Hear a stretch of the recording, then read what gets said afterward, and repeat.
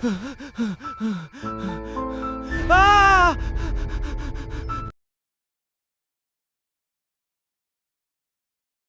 धीरे चल मोहन, रात जितनी शांत दिख रही है ना, उतनी है नहीं। राघव ने हाथ में पकड़ी लालटेन को थोड़ा ऊपर उठाते हुए कहा। भैया, मुझे तो शुरू से ही ये जंगल अच्छा नहीं लगता। जब भी यहाँ आता हूं ना, ऐसा लगता है जैसे कोई पेड़ों के पीछे छुपकर हमें देख रहा हो। मोहन ने कांपती आवाज में जवाब दिया। दोनों भाई उस पुराने जंगल की पगडंडी पर धीरे धीरे आगे बढ़ रहे थे। चारों तरफ ऊंचे सागौन और बरगद के पेड़ ऐसे खड़े थे जैसे अंधेरे में कोई विशालकाय दैत्य सांस ले रहे हों। हवा चलती तो सूखे पत्तों की आवाज किसी फुसफुसाहट जैसी लगती। राघव और मोहन गांव के गरीब किसान थे। कई महीनों की मेहनत के बाद उन्होंने जंगल के किनारे वाले पुराने तालाब में मछलियां पाली थीं। वही उनकी उम्मीद थी, वही उनका भविष्य। भैया, अगर सच में कोई हमारी मछलियां चुरा रहा होगा तो? मोहन ने डरते हुए पूछा। तो आज पकड़ लेंगे उसे। इतनी मेहनत से तालाब तैयार किया है हमने, कोई यूं ही सब बर्बाद नहीं कर सकता। लेकिन गांव वाले कहते हैं ना, उस तालाब के पास रात में कुछ अजीब दिखाई देता है। लोगों का काम है डराना, तू बस मेरे साथ रह। बातें करते करते दोनों तालाब के पास पहुंचे।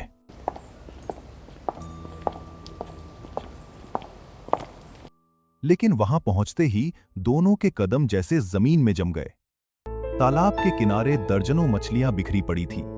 कुछ आधी खाई हुई, कुछ के शरीर पर नुकीले दांतों के निशान। पानी हल्का लाल दिखाई दे रहा था।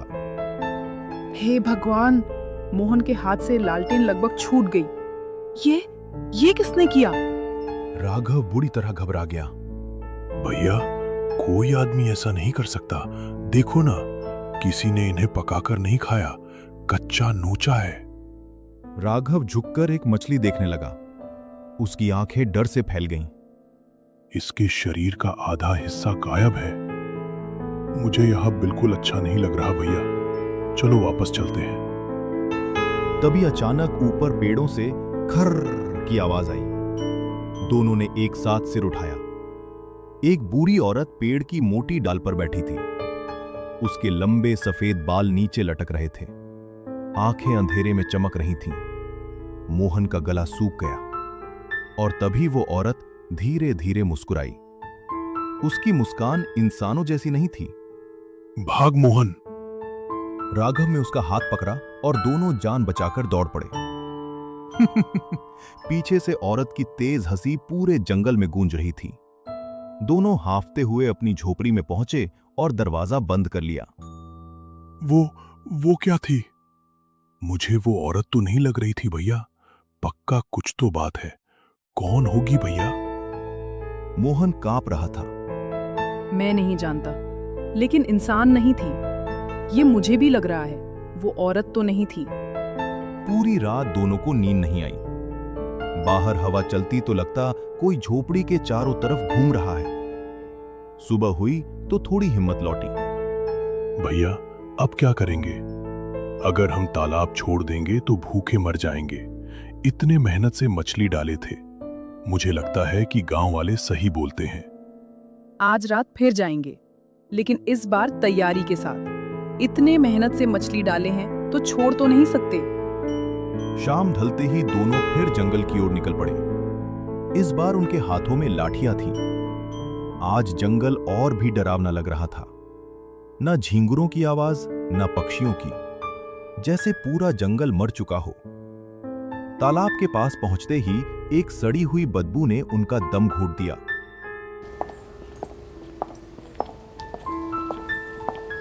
तालाब किनारे कोई बैठी थी, वही औरत। वो अपने दोनों हाथों से मछलियां फाड़ फाड़ कर खा रही थी। उसके मुंह से खून टपक रहा था। अरे, कौन हो तुम? हमारे तालाब को क्यों बर्बाद कर रही हो? औरत धीरे धीरे रुकी, फिर उसने गर्दन पीछे घुमाई। उसका चेहरा देखकर दोनों की चीख निकल गई। आंखें पूरी सफेद, होंठ फटे हुए और मुंह में लंबे नुकीले दांत। मुझे भूख लगी है, तुम दोनों आज मेरा भूख मिटा दो। आओ मेरे पास आओ। मोहन पीछे हटने लगा। भैया, ये चुड़ैल है। अचानक वो औरत खड़ा हो गई और दोनों की तरफ गुस्सा में देखने लगी। ऐसा लग रहा था जैसे अब मछली नहीं, ये दोनों भाई से ही अपनी भूख मिटाएगी। तेजी से उनकी तरफ दौड़ने लगी। भाग राघव, भाग, नहीं तो मार डालेगी। दोनों भागने लगे। पिछले वो चुड़ैल उड़ते हुए उनके पीछे हंसते हुए पीछा कर रही थी। दोनों भागते रहे। दोनों पूरी ताकत से जंगल की ओर भागे। आओ भागो, जितना भाग सकते हो। आओगे मेरे पास ही। लेकिन अंधेरे में उन्हें रास्ता नहीं दिखा और वे सीधे तालाब में गिर पड़े। ठंडा पानी उनके ऊपर बंद हो गया। तभी किनारे से चुड़ैल की हंसी गूंजी। चुड़ैल, मेरे नदी में मछली पकड़ोगे? आओ आओ तुम दोनों, अब नहीं बचोगे। आज मेरे दावत बनोगे तुम दोनों। दोनों तैरते हुए दूसरी तरफ जाने लगे, लेकिन पानी अजीब तरह से भारी लग रहा था, जैसे नीचे से कोई उन्हें पकड़ रहा हो। मोहन, भैया, मेरा पैर। मोहन चीखा। चल भाई, जल्दी पैर निकाल, नहीं तो ये मार डालेगी। जल्दी निकाल भाई, हिम्मत मत हार। नहीं निकल रहा हूँ राघव, तू भाग भाई, तू भाग। बहुत मेहनत के बाद मोहन का पैर निकल गया। दोनों पानी के दूसरी किनारे के तरफ आ गए। जैसे तैसे दोनों दूसरी तरफ पहुंचे, लेकिन वहां पहुंचते ही उनके होश उड़ गए। चुड़ैल पहले से वहां खड़ी थी। मोहन रोने लगा। हमने तुम्हारा क्या बिगाड़ा है? ये तालाब मेरा है। दोनों भाइयों के फेफड़े फटने को थे, लेकिन मौत के डर ने उन्हें रुकने नहीं दिया। वे बेतहाशा उस घने तेज भागो, वो हमारे पीछे ही है। मुझे बचाओ, ये क्या चीज है? जहां कटीली झाड़ियां काल बनकर उनका रास्ता रोके खड़ी थीं।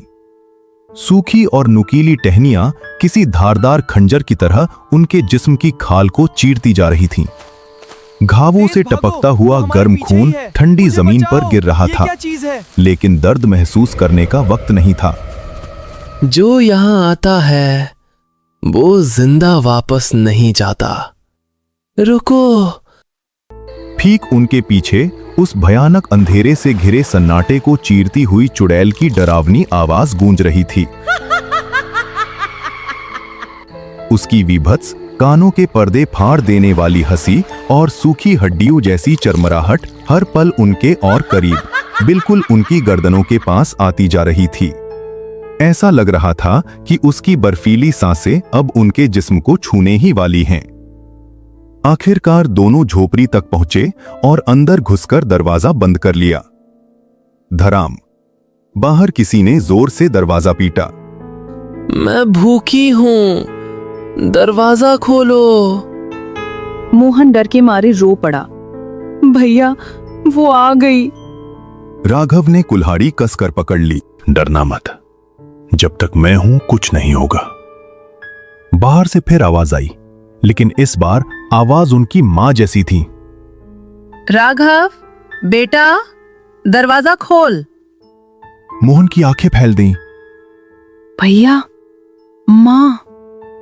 चुप, मां को मरे 4 साल हो चुके हैं। बाहर से धीमी हंसी सुनाई दी। समझदार हो तुम। पूरी रात वो खौफनाक जंगल उस चुड़ैल के खूनी खेल का गवाह बना रहा। सन्नाटे को चीरती हुई उसकी आवाजें भाइयों की रूह को अंदर तक कपा रही थीं। कभी वो अचानक इंसानी लहजे में फूट फूट कर इस तरह रोने लगती जैसे कोई तड़प रहा हो, और अगले ही पल उसकी वो रुलाई एक बेहद खौफनाक शैतानी हंसी में बदल जाती, जिससे पूरा आसमान गूंज उठता। हद तो तब हो गई जब उस अंधेरे में से अचानक उनकी अपनी माँ की ममता भरी जानी पहचानी आवाज गूंजी। बेटा, कहाँ हो तुम दोनों? आओ, मेरे पास आओ। माँ की उस छलावे भरी पुकार ने उनके कदमों को जड़ कर दिया। लेकिन वे जानते थे कि अगर वे इस बहकावे में आकर पलटे तो वो काल बनकर उन्हें निगल जाएगी। वो आवाज कभी पैरों के ऊपर से आती तो कभी ठीक उनके कान के पास फुसफुसाती महसूस होती, और ये सिलसिला सुबह की पहली किरण फूटने तक थमने का नाम नहीं ले रहा था। सुबह की पहली किरण के साथ सब शांत हो गया। दोनों ने धीरे से दरवाजा खोला। बाहर कोई नहीं था, बस मिट्टी पर लंबे नाखूनों के निशान बने हुए थे। उस दिन के बाद दोनों भाइयों ने उस तालाब की तरफ कभी मुड़कर नहीं देखा। उन्होंने अपनी बाकी जिंदगी खेतों में मेहनत करके गुजार दी।